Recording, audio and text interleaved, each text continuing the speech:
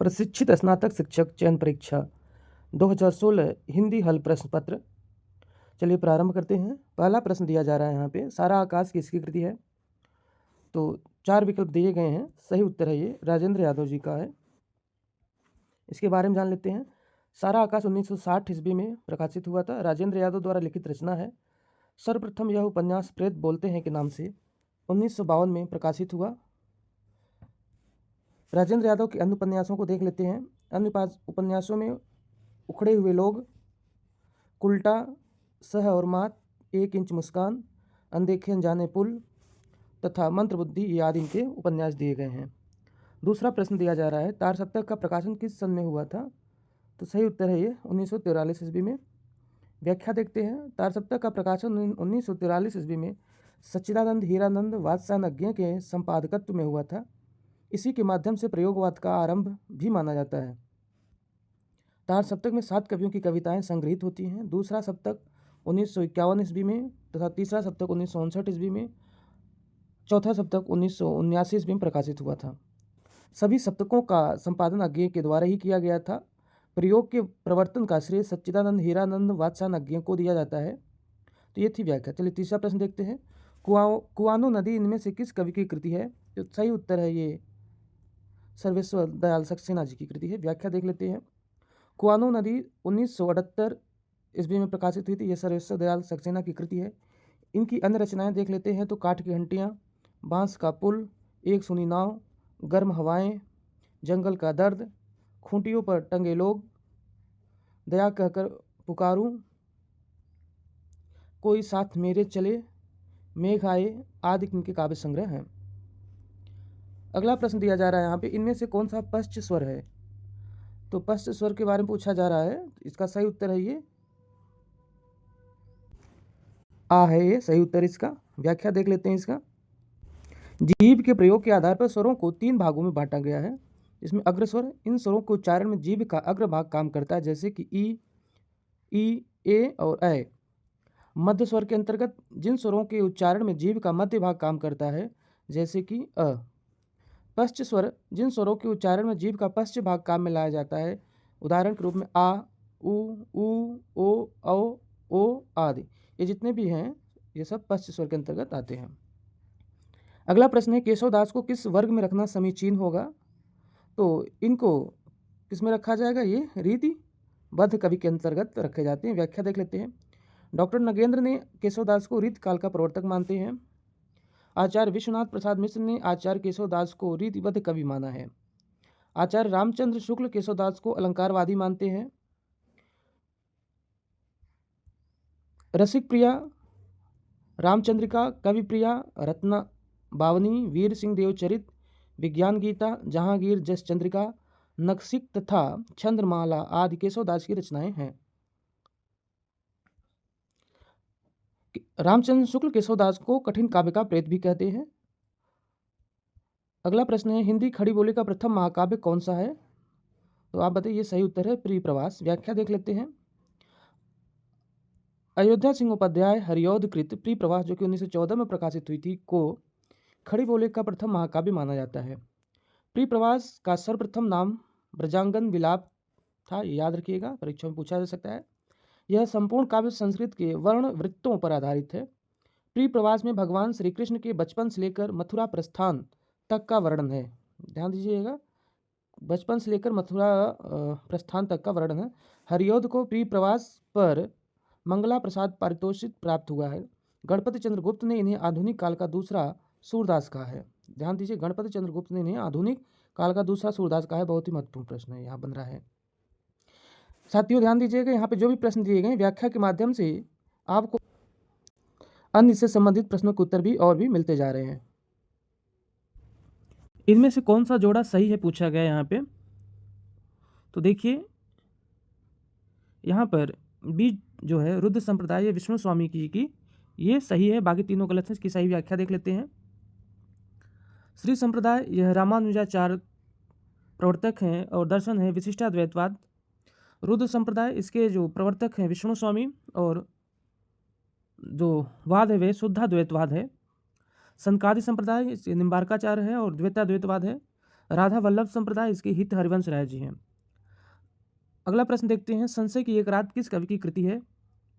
तो यह कृति नरेश मेहता जी की है। व्याख्या देख लेते हैं। संशय की एक रात 1962 ईस्वी में प्रकाशित हुई थी। नरेश मेहता द्वारा लिखित एक प्रबंध काव्य है। इसके अन्य प्रबंध काव्य देख लेते हैं, जैसे कि महाप्रस्थान, प्रवाद, पर्व तथा शबरी। नरेश मेहता के काव्य संग्रह वन पाखी, सुनो, बोलने दो चीड़ को, मेरा समर्पित, एकांत, चैत्या, उत्सवा तथा अरण्या, ये इनके काव्य संग्रह हैं। अगला प्रश्न है, निर्धन के धन सी तुम आई में कौन सा अलंकार है? तो यहाँ पे उपमा अलंकार है। व्याख्या देख लेते हैं। निर्धन के धन सी आई, इस पंक्ति में उपमा अलंकार का प्रयोग हुआ है। जहाँ दो भिन्न वस्तुओं में रूप, गुण, आकृति आदि के आधार पर तुलना की जाती है, वहाँ उपमा अलंकार होता है। उपमा अलंकार के वाचक शब्द हैं सदृश, सम, समान, तुल्य, सा, सी, से, सरिस, सरीखे, इम, जिम, ज्यों, बत, इव आदि, ये सब इसके समतावाचक शब्द हैं। अगला प्रश्न देख लेते हैं, कवित्त रत्नाकर का रचयिता कौन है? तो सही उत्तर है सेनापति की रचना है। कवित्त रत्नाकर सेनापति द्वारा रचित है। इसमें 394 छंद हैं एवं ब्रज भाषा में भगवान राम की कथा का वर्णन है। सेनापति का एक अन्य ग्रंथ काव्य कल्पद्रुम है। यह एक रीति ग्रंथ माना जाता है। आषाढ़ का एक दिन नाटक के रचयिता कौन है? इसके रचयिता हैं मोहन राकेश। व्याख्या देखते हैं। आषाढ़ का एक दिन 1958 ईस्वी में प्रकाशित हुआ था। यह मोहन राकेश द्वारा लिखित एक ऐतिहासिक नाटक है। यह 3 अंकों वाला नाटक है। ध्यान दीजिए, कई बार परीक्षा में पूछा गया। 3 अंकों वाला नाटक है। मोहन राकेश मूलतः आधुनिक विचारधारा के नाटककार हैं। इनके अन्य नाटक हैं लहरों के राजहंस तथा आधे अधूरे, जो कि बहुत महत्वपूर्ण नाटक माने गए हैं। अगला प्रश्न है, करते अभिषेक प्रयोद हैं बलिहारी इस देश की, हे मातृभूमि तू सत्य ही, सगुण मूर्त सर्वेश की। इन पंक्तियों में कौन सा छंद पूछा गया है? तो इसमें छंद है उल्लाला छंद है। व्याख्या देख लेते हैं। इस पंक्ति में उल्लाला छंद का प्रयोग हुआ है। 15 एवं 13 मात्राओं की यति पर 28 मात्राओं से संयुक्त छंद उल्लाला कहा जाता है। इसके विषम चरणों में 15-15 मात्राएं एवं सम चरणों में 13-13 मात्राएं होती हैं। रहीमन पानी राखिए, बिन पानी सब सून, पानी गए न उबरे, मोती मानुष चून। इस पंक्ति में किस छंद का प्रयोग हुआ है? तो यहाँ ये दोहा छंद है। दोहा छंद का प्रयोग, दोहा अर्ध सम्मात्रिक छंद है। इसके प्रथम एवं तृतीय चरण में 13-13 और द्वितीय तथा चतुर्थ में 11-11 मात्राएं होती हैं। सम चरणों के अंत में गुरु होता है, जैसे कि मेरी भव बाधा हरो, राधा नागर सोए, जातन की झाई पड़े, श्याम हरे द्युति होए। अगला प्रश्न देते हैं, कहा कैकेयी ने सक्रोध, दूर हट, दूर अरि निर्बोध। उपयुक्त पंक्ति में कौन सा रस है पूछा गया है यहाँ पे? तो सही उत्तर है यहाँ पे रौद्र रस है। आगे देखते हैं व्याख्या। व्याख्या इसकी, शत्रु की अपमान जनित चेष्टाओं, गुरु की निंदा, देश धर्म का उपकार और अपमान होने पर क्रोध अस्थायी भाव रौद्र रूप से उत्पन्न होता है। अगला प्रश्न है, तीसरा सप्तक कब प्रकाशित हुआ था? तो व्याख्या में ही पहले आ चुका है। ये कब हुआ था? तो ये 1959 ईस्वी में प्रकाशित हुआ था। रसमंजरी किस कवि की कृति है? तो यह नंददास की कृति है। इसके बारे में जान लेते हैं। रसमंजरी एक लघु प्रेमाख्यानक काव्य है जो अष्टछाप के सबसे छोटे कवि नंददास द्वारा रचित है। अनेकार्थ मंजरी, मान मंजरी, सुदामा चरित, रूप मंजरी, विरह मंजरी, प्रेम बारह खड़ी, श्याम सगाई, रुक्मणी मंगल, भंवर गीत, रास पंचाध्यायी, सिद्धांत पंचाध्यायी तथा दसम स्कंद भाषा आदि नंददास द्वारा रचित ग्रंथ है। कुतुबन द्वारा रचित ग्रंथ का नाम क्या है? इनके द्वारा रचित ग्रंथ का नाम है मृगावती, जो कि 1503 ईस्वी में प्रकाशित हुई थी। भ्रमण गीत का उपजीव ग्रंथ कौन सा है? तो सही उत्तर है ये श्रीमद् भागवत का महापुराण है। व्याख्या देखते हैं। सगुण धारा की कृष्ण भक्ति शाखा के प्रमुख कवि सूरदास द्वारा रचित भ्रमण गीत का सर्वप्रथम एक पूर्ण प्रसंग के रूप में वर्णन श्रीमद् भागवत महापुराण के 10वें स्कंद के 47वें अध्याय के 12 से 21 श्लोकों में मिलता है। कई बार ये प्रश्न अलग से पूछा भी गया है। हिंदी साहित्य में भ्रमण परंपरा का प्रवर्तन भी सूरदास जी ने ही किया है। भ्रमण गीत में कुल 700 पद हैं। भ्रमण गीत को उपालंब काव्य भी कहते हैं। आचार्य रामचंद्र शुक्ल ने इसे ध्वनि काव्य कहा है। बहुत ही महत्वपूर्ण प्रश्न है। यहाँ पे एक और प्रश्न आपको मिल जा रहा है। सूरसागर, सूर सरावली और साहित्य लहरी सूरदास की अन्य रचनाएं हैं। सूरदास ब्रज भाषा की प्रथम रचना मानी जाती, सूरसागर ब्रज भाषा की प्रथम रचना मानी जाती है। महापुराण के रचनाकार कौन है? तो सही उत्तर है पुष्पदंत। व्याख्या देख लेते हैं। महापुराण के रचनाकार पुष्पदंत हैं। पुष्पदंत द्वारा लिखित 63 महापुरुष गुणालंकार को ही महापुराण के नाम से जाना जाता है, जिसमें 63 महापुरुषों के जीवन चरित्र का वर्णन किया जाता है। शिव सिंह सेंगर ने पुष्पदंत को भारवा की जड़ कहा है। इनकी प्रमुख रचनाएं हैं 63 महापुरुष गुणालंकार, रण कुमार चरियु और झसहर चरियु। विनय पत्रिका की रचना किस भाषा में हुई है? तो सही उत्तर है ये ब्रज भाषा में। व्याख्या देखते हैं। सगुण धारा के राम भक्ति शाखा के प्रमुख कवि, यहाँ भक्ति है, प्रमुख कवि तुलसीदास कृत विनय पत्रिका ब्रज भाषा में रचित है। यह गीत काव्य है, ध्यान दीजिएगा, यह गीत काव्य है तथा 279 छंदों में रचा गया है। यह भक्ति काव्य है। तुलसीदास की 12 रचनाएं हैं, जिसमें वैराग संदीपनी, कृष्ण गीतावली, गीतावली, विनय पत्रिका, दोहावली एवं कवितावली आदि ब्रज भाषा में रचित हैं, जबकि रामाज्ञा प्रश्न, रामलला नहचू, जानकी मंगल, रामचरितमानस, पार्वती मंगल तथा बैरवे रामायण आदि अवधी भाषा में रचित हैं। मदनाष्टक रचयिता का नाम क्या है? तो सही उत्तर है, इसके जो रचयिता है रहीमदास जी हैं। मदनाष्टक खड़ी बोली में रहीमदास जी द्वारा रचित है। इसमें कृष्ण की रासलीला का वर्णन है। रहीमदास का जो मूल नाम है इनका अब्दुल रहीम खान खाना था। रहीम की रचनाएं हैं दोहावली, नगर शोभा, श्रृंगार सोरठा तथा बैरवे नायिका भेद आदि रहीम की रचनाएं हैं। रहीमदास ने संस्कृत, फारसी और हिंदी मिश्रित भाषा में खेल कौतुक जातकम नामक एक ज्योतिष ग्रंथ की रचना की। बैरवे नायिका भेद अवधी भाषा में लिखा गया रीत निरूपक ग्रंथ है। इसकी रचना संस्कृत के भानुदत्त की रसमंजरी के आधार पर किया गया है। अगला प्रश्न है, मृगावती के रचनाकार कौन है? तो इसके रचनाकार कुतुबन है। 1503 ईस्वी में यह प्रकाशित हुई थी। यह अवधी भाषा में है। दोहा चौपाई में लिखी सूफी काव्य परंपरा का प्रमुख ग्रंथ है। आचार्य रामचंद्र शुक्ल कुतुबन को सूफी या प्रेम मार्गी शाखा का प्रथम कवि मानते हैं। कुतुबन चिश्ती वंश के शेख बुरहान के सानिध्य में थे। जौनपुर के बादशाह हुसैन शाह के आश्रित कवि थे। मृगावती में चंदनगर के गणपति देव के राजकुमार और कंचनपुर की रानी रूपमंजरी की कन्या मृगावती की प्रेम कथा का वर्णन मिलता है। इनमें से कौन सा उपन्यास यशपाल का नहीं है? 4 विकल्प दिए गए हैं। तो इसमें कब तक पुकारूं यह इनका नहीं है, बाकी दादा कामरेड, दिव्या और झूठा सच ये सभी उपन्यास इनके हैं। तो कब तक पुकारूं के बारे में जान लेते हैं। 1957 में प्रकाशित हुई थी उपन्यास। रांगे राघव का उपन्यास है। इसमें जयराम पेशा कर्नट जात के जीवन का वर्णन है, जबकि दादा कामरेड 1941 ईस्वी, दिव्या 1945 ईस्वी तथा झूठा सच 1958 ईस्वी में प्रथम भाग, दूसरा 1960 ईस्वी में प्रकाशित हुआ था। आदि प्रगतिवादी या मार्क्सवादी विचारधारा के प्रमुख उपन्यासकार यशपाल की रचनाएं हैं। राघव चेतन इनमें से किस सूफी काव्य का पात्र है? तो बहुत ही प्रसिद्ध ग्रंथ है, ये कौन सा है? वो पद्मावत। राघव चेतन सूफी काव्य परंपरा के प्रवर्तक मलिक मोहम्मद जायसी कृत पद्मावत, जो कि 1940 में प्रकाशित हुई थी, का पात्र है। इसके अन्य पात्र हैं रत्नसेन, पद्मावती, हीरामन तोता, नागमती तथा अलाउद्दीन आदि प्रमुख पात्र हैं। पद्मावत 1940 अवधी भाषा में एवं दोहा चौपाई शैली में लिखा गया ग्रंथ है। जायसी की अन्य कृतियों के बारे में जान लेते हैं। तो पद्मावत 1940 ईस्वी में, अखरावट पद्मावत ये 1500 है, 1900 नहीं, 1540, अखरावट 1541 ईस्वी। आखिरी कलाम, चित्र रेखा, कहारनामा, मसलनामा एवं कहावत आदि इनकी रचनाएं हैं। रामचंद्र शुक्ल के अनुसार पद्मावत की कथा का पूर्वार्ध कल्पित और उत्तरार्ध ऐतिहासिक है। ये कई बार प्रश्न पूछा गया है। विजय देवनाथ शाही ने पद्मावत को हिंदी में अपने ढंग की अकेली ट्रेजेडी कहा है। अगला प्रश्न है, शिवा बावनी के रचयिता का नाम क्या है? तो सही उत्तर है ये भूषण जी की यह रचना। व्याख्या जान लेते हैं। वीर रस में रचित शिवा बावनी ग्रंथ के रचनाकार भूषण है। शिवराज भूषण एवं छत्रसाल दशक भूषण की अन्य 2 रचनाएं हैं। शिवराज भूषण अलंकार संबंधी ग्रंथ है। यह 500 अलंकारों तथा 284 छंदों में वर्णित है, जबकि शिवा बावनी में शिवाजी की कीर्ति और छत्रसाल दशक में छत्रसाल बुंदेला के शौर्य का वर्णन किया गया है। भूषण की समस्त रचनाएं मुक्तक शैली में लिखी गई हैं। आगे देखते हैं। पुष्प की अभिलाषा नामक प्रसिद्ध कविता का रचयिता कौन है? तो यह माखनलाल चतुर्वेदी जी की रचना है।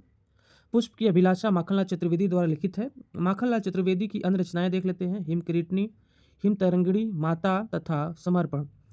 चतुर्वेदी जी को एक भारतीय आत्मा के नाम से भी जाना जाता है।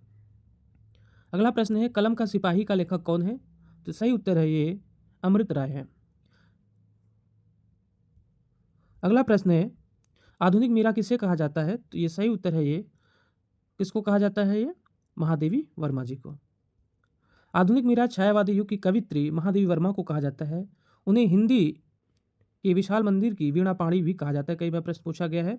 महादेवी वर्मा को बौद्ध दर्शन से प्रभावित रहस्यवादी कवित्री के रूप में भी स्वीकार किया जाता है। इनका सर्वाधिक प्रिय प्रतीक दीपक और बादल हैं। दीपक और बादल का माध्यम इन्होंने बनाया है। जबकि सुभद्रा कुमारी चौहान राष्ट्रीय सांस्कृतिक काव्यधारा की कवित्री हैं। मन्नू भंडारी एवं उषा प्रेमदा आधुनिक युग की कथाकार हैं। प्रकृति का सुकुमार राजकुमार किसे कहा गया है? तो यह पंत जी को कहा गया है। प्रकृति का सुकुमार राजकुमार सुमित्रानंदन पंत को कहा जाता है। पंत को कोमल कल्पनाओं का कवि भी कहा जाता है। सुमित्रानंदन पंत मूल रूप से अरविंद दर्शन से प्रभावित थे। पंत की महत्वपूर्ण कविताओं का संकलन चिदम्बरा शीर्षक से प्रकाशित है, जिस पर इन्हें भारतीय ज्ञानपीठ पुरस्कार भी 1968 ईस्वी में मिला था। इनमें से कौन संत कवि नहीं है? तो तुलसीदास जी नहीं है। बाकी कबीरदास, दादू दयाल और सुंदरदास, मलुकदास, ये तीनों हैं। तुलसी राम भक्त काव्यधारा के सगुण काव्यधारा के कवि हैं, जबकि कबीर, सुंदरदास एवं मलुकदास आदि भक्त काल के निर्गुण धारा के ज्ञानाश्रयी शाखा के प्रतिनिधि कवि हैं। मुझे चांद चाहिए किस विधा की कृति है? तो यह उपन्यास विधा की कृति है। यह सुरेंद्र वर्मा का प्रसिद्ध उपन्यास है। इसके लिए उन्हें सन 1996 ईस्वी में साहित्य अकादमी पुरस्कार से सम्मानित किया गया था। सुरेंद्र वर्मा के अन्य उपन्यास हैं अंधेरे से परे, दो मुर्दों के लिए गुलदस्ता आदि। अशोक ने पत्र पढ़ा इस वाक्य में कौन सा कारक है? तो इसमें कर्ता कारक है। अशोक ने पत्र पढ़ा इस वाक्य में कर्ता कारक है। वाक्य में जो शब्द काम करने वाले के अर्थ में आता है उसे कर्ता कहते हैं। कारक और विभक्तियां दी गई हैं, जैसे कर्ता ने कर्म को करण से, संप्रदान को के लिए अपादान से अलग होने के अर्थ में आता है। संबंध काके की रारे री अधिकरण में पर, और संबोधन हे अरे रे। अगला प्रश्न है, पायो जी मैंने राम रतन धन पायो, वस्तु अमोलक दी मेरे सदगुरु, कृपा करी अपनायो। उपर्युक्त पंक्तियों में कौन सा रस है? तो इसमें भक्ति रस है। व्याख्या देख लेते हैं। इन पंक्तियों में भक्ति रस है। सहृदय के हृदय में भक्ति या संस्कार रूप में स्थित ईश्वर विषयक अस्थायी भाव जब विभाव, अनुभाव और संचारियों द्वारा पुष्ट होकर जब रसावस्था में पहुंचता है, तब भक्ति रस का उत्पत्ति होता है। हर्ष शब्द का विलोम शब्द क्या है? तो इसका विलोम शब्द है विषाद। मैं आदर सहित नमस्कार करता हूं। वाक्य का शुद्ध रूप क्या होगा? तो इसका शुद्ध रूप होगा मैं सादर नमस्कार करता हूं। यह शुद्ध रूप है। मुंडा भाषा परिवार का क्षेत्र कौन सा है? तो सही उत्तर है ये छोटा नागपुर मुंडा भाषा परिवार के अंतर्गत आता है। इनमें से कौन सा शब्द पुल्लिंग है? तो ये खटमल पुल्लिंग है, बाकी जीव, डिबिया, दात्री सब स्त्रीलिंग है। ब्रजभाषा के विकास इनमें से किस प्राकृत अपभ्रंश से हुआ है? तो सही उत्तर है ये सौरसेनी से अपभ्रंश से हुआ है। व्याख्या देखते हैं। तो अपभ्रंश है, सौरसेनी अपभ्रंश से जो उपभाषा बनी है पश्चिमी हिंदी। पश्चिमी हिंदी के अंतर्गत आप देखेंगे तो कौरवी बोली, हरियाणवी जिसे बांगरू भी कहते हैं, ब्रजभाषा, बुंदेली, कन्नौजी आती हैं। राजस्थानी सौरसेनी के अंतर्गत जो उपभाषा है, इसके अंतर्गत मारवाड़ी, जयपुरी जिसे ढूंढाड़ी भी कहते हैं, मेवाती और मालवी आती हैं। सौरसेनी अपभ्रंश की जो उपभाषा है पहाड़ी हिंदी, इसके अंतर्गत दो बोलियां आती हैं, कुमाऊनी और गढ़वाली। अर्धमागधी अपभ्रंश जैसे पूर्वी हिंदी उपभाषा है बोली, इसके अंतर्गत तीन बोलियां आती हैं, अवधी, बघेली और छत्तीसगढ़ी। मागधी अपभ्रंश से बिहारी हिंदी आती है और इसमें तीन बोलियां हैं, भोजपुरी, मगही और मैथिली। अगला प्रश्न है, इनमें से कौन सा युग्म अघोष ध्वनि है? कई बार परीक्षा में पूछा गया अघोष ध्वनि कौन सा है? तो सही उत्तर है प और फ। व्याख्या देखते हैं। घोष वर्ण पहले देख लेते हैं। प्रत्येक वर्ग का तीसरा, चौथा, पांचवा वर्ण, साथ ही य, र, ल, व, ह और जितने भी स्वर हैं सब घोष के अंतर्गत आते हैं। अघोष में प्रत्येक वर्ग का पहला एवं दूसरा वर्ण, साथ में ही तीनों जो स होते हैं, तालव्य श, दंत स और मूर्धन्य श, ये तीनों आते हैं। महाप्राण को भी देख लेते हैं। महाप्राण के अंतर्गत कौन आते हैं? प्रत्येक वर्ग का दूसरा एवं चौथा वर्ण महाप्राण होते हैं तथा समस्त ऊष्म वर्ण जिसमें कि श, श, स और ह ये सब महाप्राण में आते हैं। अल्प प्राण के अंतर्गत प्रत्येक वर्ग का पहला, तीसरा एवं पांचवा जो वर्ण होते हैं ये अल्प प्राण में आते हैं। वर्ण तथा अंतस्थ में है यह, र, ल, व भी ये किस में आते हैं? अंतस्थ में आते हैं।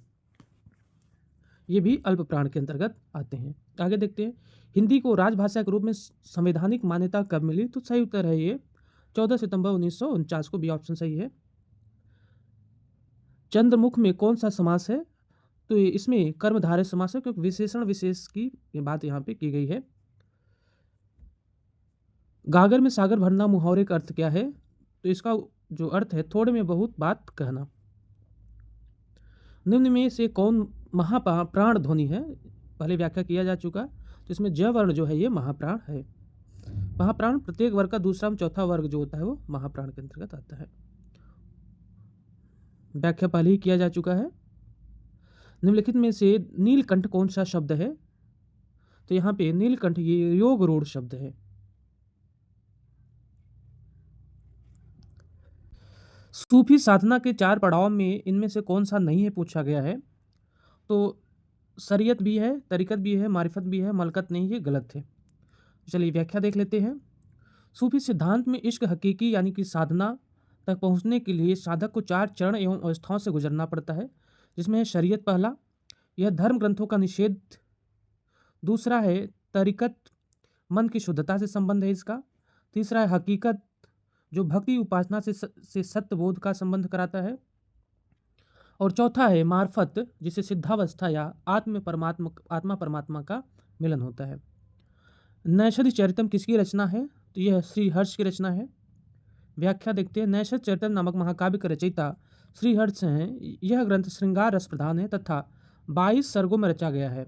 यह महाभारत के नालोपाख्यान उपजीव्य है तथा इसमें नल दमयंती का प्रणय वर्णन है। कविता का मर्म में कौन सी विभक्ति है? तो इसमें षष्ठी विभक्ति है। कविता का मर्म में षष्ठी विभक्ति का प्रयोग हुआ है। तो यहाँ पे कारक और विभक्ति दिएंगे, जिसकी व्याख्या पहले ही किया जा चुका है। तो चलिए अगले प्रश्न में आते हैं। इनमें से कौन सी रचना माघ की है? तो सही उत्तर है शिशुपाल वध जो है ये माघ की रचना। व्याख्या देखते हैं। शिशुपाल वध नामक महाकाव्य महाकवि माघ द्वारा रचित है।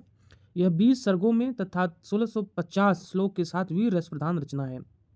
इसमें श्री कृष्ण के द्वारा शिशुपाल के वध का वर्णन मिलता है, जबकि दश कुमार चरितम, दंडी की मेघदूत महाकवि कालिदास की तथा किरातार्जुनियम भारवी का महाकाव्य है। अगला प्रश्न है एक तो दोष था उस पर दूसरा दोष लग जाना का सही कहावत क्या होगी?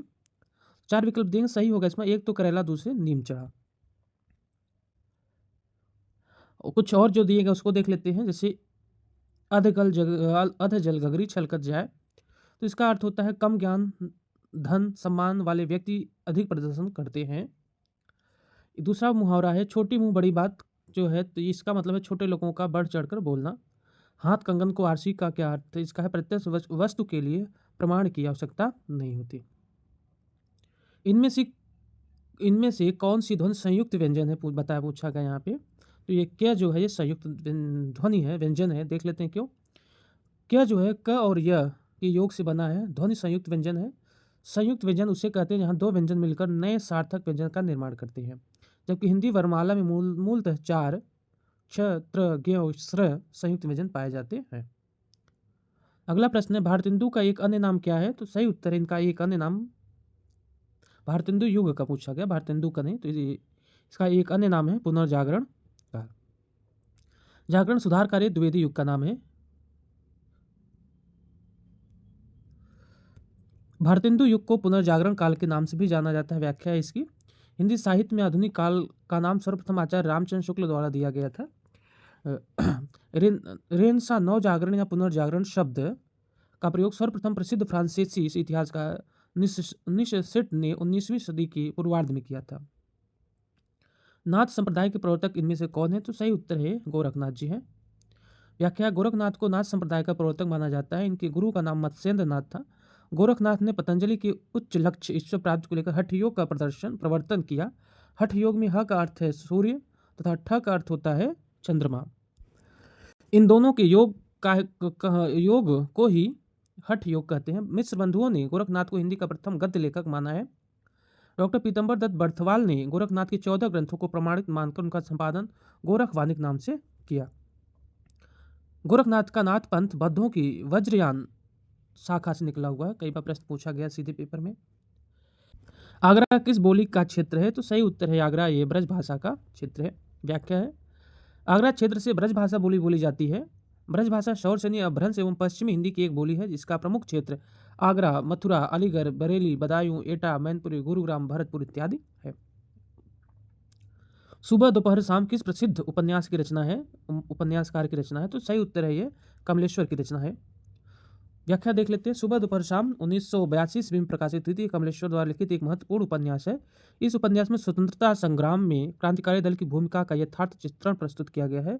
कमलेश्वर द्वारा लिखित उपन्यास एक सड़क 57 गलियां, डाक बंगला, लौटे हुए मुसाफिर, समुद्र में खोया हुआ आदमी, काली आंधी, आगामी अतीत, तीसरा आदमी, वही बात, रेगिस्तान, कितने पाकिस्तान आदि कमलेश्वर के प्रसिद्ध उपन्यास हैं। राहुल सांकृत्यायन ने हिंदी का पहला कवि किसे माना है? तो सही उत्तर है इन्होंने सरहपा को माना है।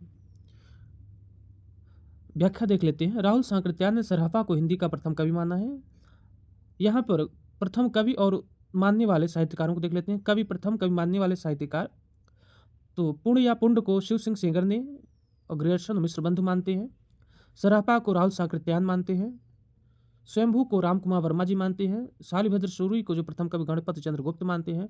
अब्दुल रहमान को हजारी प्रसाद द्विवेदी मानते हैं। अगला प्रश्न है, गौरी संप्रदाय के प्रवर्तक आचार्य कौन है? तो सही उत्तर है चैतन्य महाप्रभु। व्याख्या देखते हैं। संप्रदाय प्रवर्तक और दार्शनिक मत देख लेते हैं। गौड़ी संप्रदाय प्रवर्तक हैं चैतन्य महाप्रभु।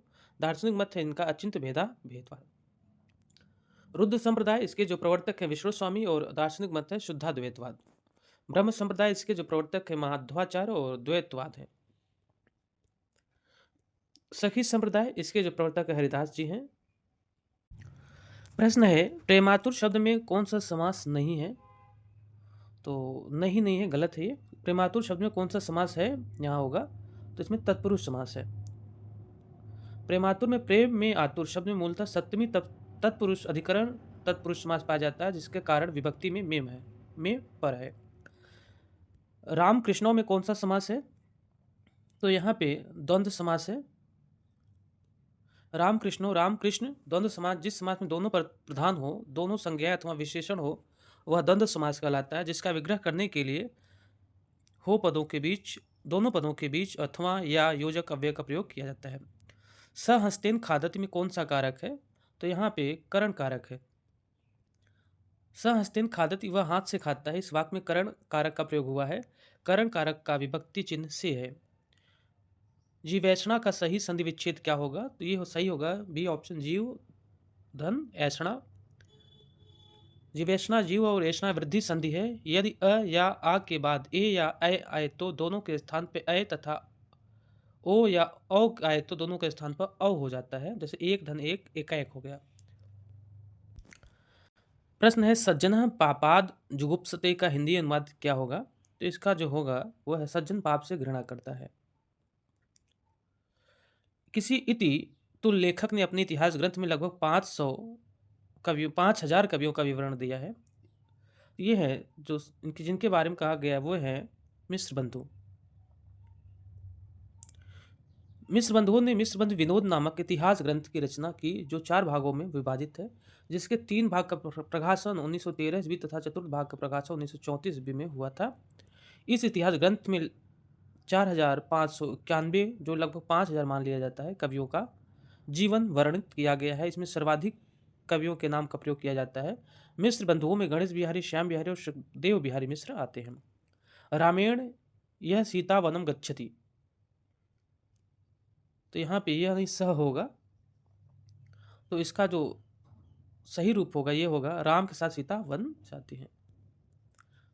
भक्ति का आरंभ कहाँ से माना गया है, क्या कहाँ से हुआ? तो सही उत्तर है दक्षिण भारत से माना गया। जैसे एक पंक्ति भी दिया है, उत्पन्ना द्रविड़े साम वृद्धि कर्नाटके गता ये श्रीमद् भागवत में भी आचार्य राम शुक्ल ने भी भक्ति का उद्भव दक्षिण से माना है।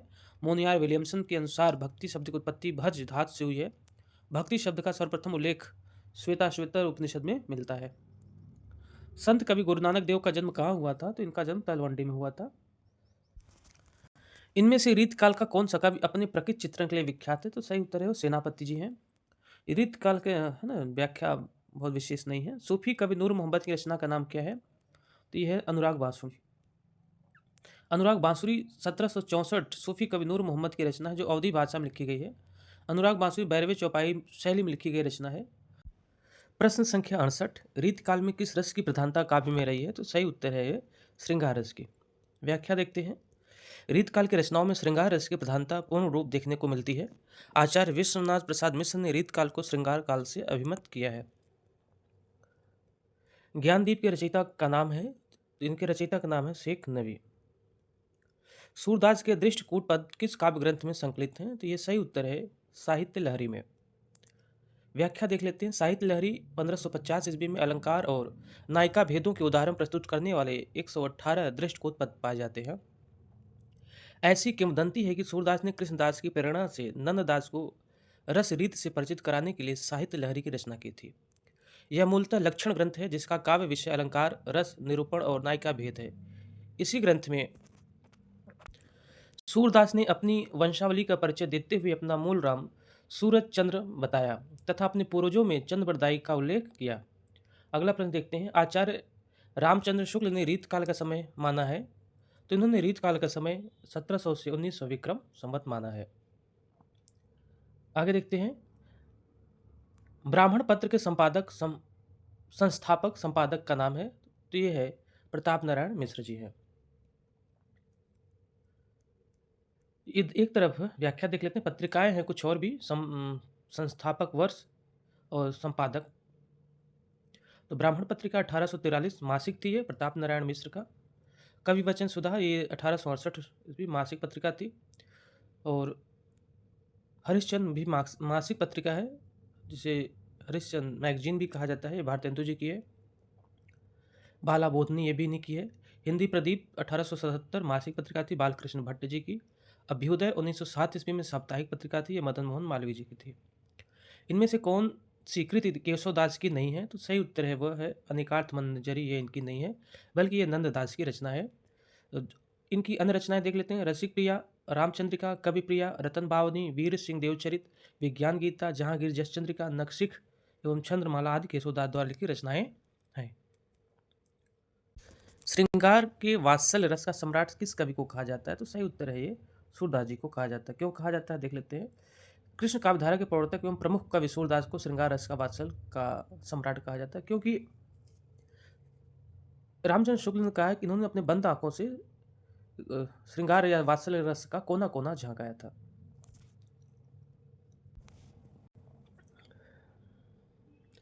अष्टछाप में कवियों की संख्या कितनी है? तो इनकी संख्या 8 मानी गई है। गोस्वामी विठलनाथ ने 1965, देखो यहाँ पे गलत दे रहा है, ये 1900 हर जगह, ये 1565 ईस्वी है। ये 1565 ईस्वी में 4 वल्लभाचार्य के और 4 अपने शिष्यों को मिलाकर अष्टछाप की स्थापना की। वल्लभाचार्य के शिष्यों में थे कुंभनदास दास जी, सूरदास, परमानंद और कृष्णदास। और विठलनाथ के शिष्य थे गोविंद स्वामी, छीत स्वामी, चित्रबुद्ध और नंददास। निम्नलिखित में से कौन देशज शब्द है? तो खिड़की यहाँ पे देशज शब्द है। हिंदू मक पर पाव न राख्यो का बहुते जो हिंदी भाख्यो, यह काव्य पंक्तियाँ किस बोली में है? तो यह अवधी बोली में है। व्याख्या देखते हैं। जानत है वह सर्जनहारा, गलत लिखा हुआ यहाँ पे, जो किछु है मन मरम हमारा, हिंदू मक पर पाव न राख्यो का जो बहुते हिंदी भाख्यो, यह अवधी बोली में लिखी प्रसिद्ध पंक्तियाँ सूफी काव्य परंपरा के प्रसिद्ध एवं अंतिम कवि नूर मोहम्मद द्वारा लिखित अनुराग बांसुरी, जो कि 1764 में प्रकाशित हुई थी, में वर्णित है। नूर मोहम्मद की अन्य कृतियाँ हैं इंद्रावती तथा फारसी भाषा में लिखित रौजतुल हकायत नामक ग्रंथ है। इदम रमेशस्य पुस्तकम अस्ति का हिंदी अनुवाद क्या होगा? तो यह होगा, यह रमेश की पुस्तक है, यह इसका हिंदी अनुवाद है।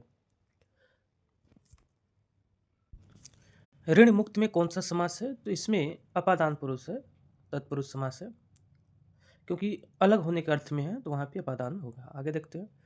छ ध्वनि का उच्चारण स्थान है, तो यह उच्चारण क्षांत पूछा गया ना, तो ये च छ जद है, ये तालव्य होता है, तो यह नहीं, यहाँ पे तालव्य,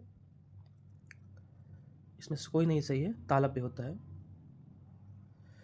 इनमें से कौन सी लिपि नहीं है? तो गुरुमुखी भी है, अरबी भी है, देवनागरी, अंग्रेजी नहीं है, बल्कि अंग्रेजी की लिपि रोमन होती है। उसके प्राण सूख गए, इस वाक्य में प्राण का वचन निर्धारित कीजिए। तो प्राण हमेशा बहुवचन में होता है। खाक में मिलाना मुहावरे का सही अर्थ क्या होगा? तो इसका अर्थ होगा नष्ट कर देना। सज्जन का संधि विच्छेद क्या होगा? तो इसका सही उत्तर होगा सत और जन, तो सज्जन बनता है, यह व्यंजन संधि है। 1975 के बाद की कविता को इनमें से क्या नाम दिया गया? तो यहाँ से उनको समकालीन कविता नाम दिया गया। इनमें से कौन सी कालिदास की दूसरी रचना है? तो अभिज्ञान शाकुंतलम को कालिदास की दूसरी रचना मानी जाती है। यह 7 अंकों का नाटक है। इसका उपजीव पद्म पुराण एवं यह श्रृंगार रस प्रधान कृति है। इसे कालिदास का सर्वश्रेष्ठ नाटक माना जाता है। रघुवंशम कालिदास द्वारा रचित महाकाव्य है, जबकि प्रतिभा नाटकम भास तथा 10 रूपक ध्वनि विरोधी आचार्य धनंजय द्वारा लिखित ग्रंथ है। 10 कुमार चरित किसकी रचना है? तो यह भवभूत की रचना है। यह श्रृंगार रस प्रधान 3 खंडों की रचना है। 10 कुमार चरित का उपजीव ग्रंथ वृहत कथा है। इसमें 10 राजकुमारों के प्रेम व सत्ता प्राप्ति के लिए उनके प्रयासों के दौरान सुख दुख का वर्णन है। गठरी एक शब्द है, एक ऐसा शब्द है, तो यह स्त्रीलिंग शब्द है। मति शब्द में कौन सी विभक्ति है? तो इसमें प्रथमा विभक्ति है। इकारांत स्त्रीलिंग है। राम दरबारी उपन्यास किसका है? तो ये राम नहीं है, ये राग है। राग दरबारी उपन्यास श्रीलाल शुक्ल का है। व्याख्या देख लेते हैं। राग दरबारी यह 1968 के लेखक लाला श्रीलाल शुक्ल है के द्वारा रचित है।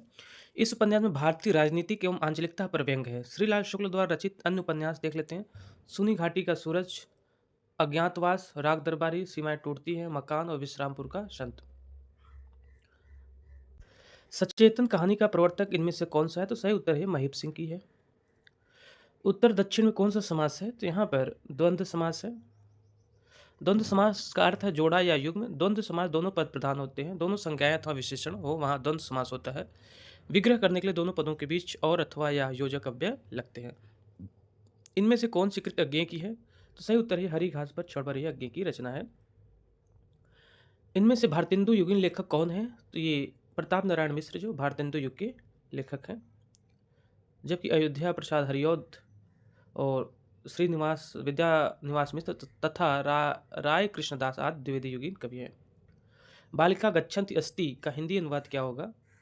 तो इसका हिंदी अनुवाद होगा बालिका जा रही है। कामायनी में कुल कितने सर्ग है? तो कामायनी में कुल 15 सर्ग है। यह 1935 में प्रकाशित हुई थी। इसमें मुख्य रस शांत जिसे निर्वेद है। आचार्य शांतिप्रसाद द्विवेदी ने कामायनी को छायावाद का उपनिषद कहा है। कामायनी के सर्ग हैं चिंता, आशा, श्रद्धा, काम, वासना, लज्जा, कर्म, ईर्षा, ईड़ा, स्वप्न, संघर्ष, निर्वेद, दर्शन, रहस्य, आनंद। रावणम ममार में कौन सा लकार है? तो यहाँ पर लिट लकार है।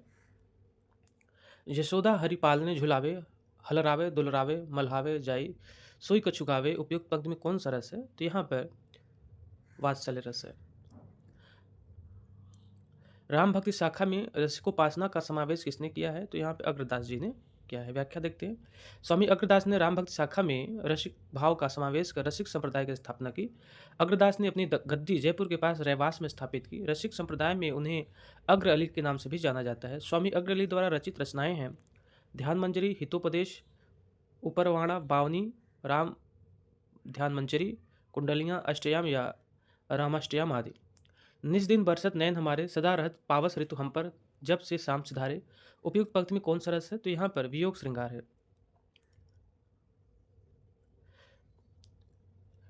वियोग श्रृंगार विप्रम श्रृंगार, जहाँ एक दूसरे के प्रेम में अनुरक्त नायक नायिका के विलन के अभाव को विप्रलंब श्रृंगार यानी वियोग श्रृंगार कहा जाता है। दोनों एक ही नाम है।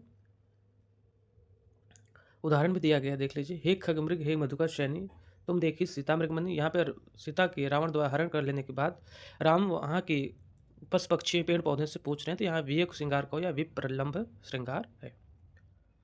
मगही किस प्रदेश की बोली है? तो मगही ये बिहार की बोली है। मगही बिहार में बोली जाती है। मगही भोजपुरी तथा मैथिली बिहारी हिंदी की बोलियां हैं जो मगही अपभ्रंश के अंतर्गत आती हैं। सिंधी भाषा का विकास अपभ्रंश की किस बोली से माना जाता है? तो यह इसका ब्राचड़ से माना जाता है। सिंधी भाषा का विकास ब्राचड़ अपभ्रंश से माना जाता है। भारत में सिंधी अब नागरी लिपि में भी लिखी जाती है। सिंधी भाषी लोग गुरमुखी लिपि का भी प्रयोग करते हैं। पाकिस्तान में सिंधी भाषा अरबी लिपि में लिखी जाती है। महिला आंचल के लेखक कौन है? तो इसके लेखक है फणीश्वरनाथ हिरेरो। ये आंचलिक उपन्यास है इनका। ये 1954 ईस्वी में रेणु द्वारा लिखित एक आंचलिक उपन्यास, इसमें पूर्णिया जिले के मेरीगंज गांव की कथा का वर्णन है। रेणु के अन्य उपन्यास हैं परती परिकथा, दीर्घतपा, जुलूस, कितने चौराहे आदि। इनमें से छायावादी कवि कौन नहीं है पूछा गया है। कौन नहीं है छायावाद के कवि नहीं है? तो इनमें शिव मंगल सिंह सुमन नहीं, बाकी तीनों हैं। शिव मंगल सिंह सुमन प्रगतिवादी युग के लेखक हैं, जबकि सूर्यकांत त्रिपाठी निराला, सुमित्रा नंदन पंत एवं जयशंकर प्रसाद छायावाद के प्रसिद्ध कवि हैं। रघुकुल रीति सदा चली आई, प्राण जाए पर वचन न जाए। इन पंक्तियों में किस छंद का प्रयोग किया गया है? तो यह चौपाई छंद का प्रयोग किया गया है। और चौपाई सममात्रिक छंद होता है। इसमें 4 चरण होते हैं। प्रत्येक चरण में 16-16 मात्राएं होती है। पहले चरण की तुक दूसरे चरण से तथा तीसरे चरण की तुक चौथे चरण से मिलती है। प्रत्येक चरण के अंत में यति होती है। रत्नाकर कृत उद्धव शतक किस भाषा में लिखा गया है? तो यह ब्रज भाषा में लिखा गया है। और गंगा उत्तरण इन्हीं की है। हरिश्चंद्र हिंडोला, श्रृंगार लहरी, कलकासी तथा विराष्ट्रकाद रत्नाकर के अन्य काव्य ग्रंथ हैं। इनको उर्दू में जकी नाम से भी जाना जाता है। कहती हुई यूं उत्तरा के नेत्र जल से भर गए, हिम के कणों से पूर्ण मानो हो गए पंकज नए। इन पंक्तियों में किस अलंकार का प्रयोग हुआ? तो इसमें उत्प्रेक्षा अलंकार का प्रयोग हुआ है। उत्प्रेक्षा का अर्थ होता है संभावना प्रकट करना। जहां उपमेय यानी प्रस्तुत में कल्पित उपमान अप्रस्तुत की संभावना की जाती है वहां उत्प्रेक्षा अलंकार होता है। इसके वाचक शब्द हैं मनु, मनु मानो, जनु जानो, मनो ज्यो, जानो जानो जनु इव आदि। चरण कमल बंदो हरिराय में कौन सा अलंकार है? इसमें रूपक अलंकार है। जहां वो रूपक होता है जहां रूप में उपमान का अभेद रहित आरोप किया जाता है। इनमें से किसने सर्वाधिक ऐतिहासिक नाटक लिखे हैं? तो इसमें सही उत्तर है जयशंकर प्रसाद ने सर्वाधिक ऐतिहासिक नाटक लिखा है। हिंदी साहित्य में सर्वाधिक ऐतिहासिक नाटक जयशंकर प्रसाद ने लिखे हैं। इनमें से एक मोक्ष का पर्यायवाची शब्द है तो वह है निर्वाण। मोक्ष का पर्यायवाची शब्द है निर्वाण। इसके अन्य पर्यायवाची शब्द हैं मुक्त, छुटकारा आदि।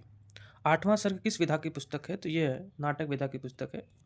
8वां सर्ग 1976 सुरेंद्र वर्मा का नाटक है। यह नाटक 3 अंकों में विभक्त है। इस नाटक के माध्यम से अभिव्यक्ति की स्वतंत्रता पर बल दिया गया है। कालिदास के कुमार शंभो महाकाव्य के 8वें सर्ग पर आधारित है। यह नाटक 8वां सर्ग है। बालकृष्ण शर्मा नवीनकृत काव्य इनमें से कौन सा है? तो इसमें से सही उत्तर है ये हम विस्पाय जन्म की इनका रचना है। हम विस्पाय जन्म के काव्यकृत के रचनाकार बालकृष्ण शर्मा नवीन है।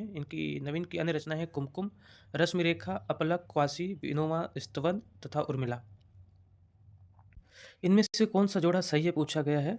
तो चिंतामणि की रचना है काव्य प्रकाश, बाकी गलत है। लेकिन यहाँ पे देख लेते हैं सभी के जोड़े। चिंतामणि की रचना है काव्य प्रकाश, कुलपत मिश्र की है रस रहस्य, रसलीन की रचना है अंग दर्पण, भूषण की रचना है शिवा भावनी।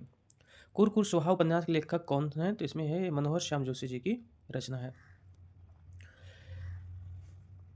कुरकुर सुहा 1980 मनोहर श्याम जोशी की प्रसिद्ध उपन्यास है। इसमें बम्बई महानगर की फिल्म जगत के यथार्थ का चित्रण किया गया है। मनोहर श्याम जोशी की मूलतः किस्सा के रूप में प्रसिद्ध है। इनकी अन्य उपन्यास है कसब यानी क्या जाने, हरिया, हरक्यूलिस की हैरानी, टाटा प्रोफेसर, हमजाद क्याप यानी अजीब, कौन, मैं हूँ मैं, कपीस जी, वधस्थल तथा उत्तराधिकारिणी आदि की रचना है। इनमें से किस नाटक में नारी के पुनर्लग्न की समस्या उठाई गई है? तो सही उत्तर है ध्रुव स्वामी में। जयशंकर प्रसाद द्वारा रचित ध्रुव स्वामी 1933 नाटक में नारी के पुनर्लग्न की समस्या उठाई गई है। जो समाचार भेजता हो उसके लिए एक शब्द में क्या कहते हैं? उसके लिए कहते हैं संवाददाता।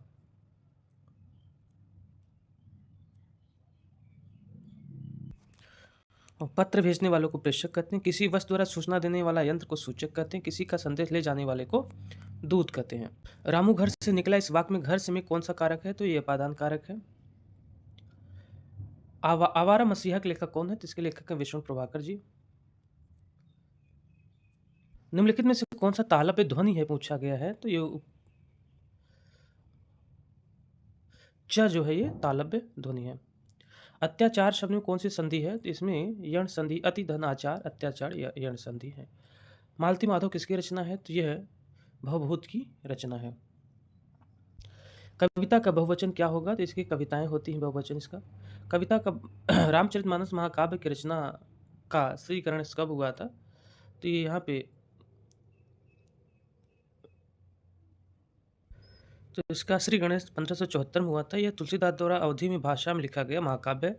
इसे लिखने में 2 वर्ष 7 माह और 26 दिन लगे थे। अतः बी विकल्प यहाँ पे सही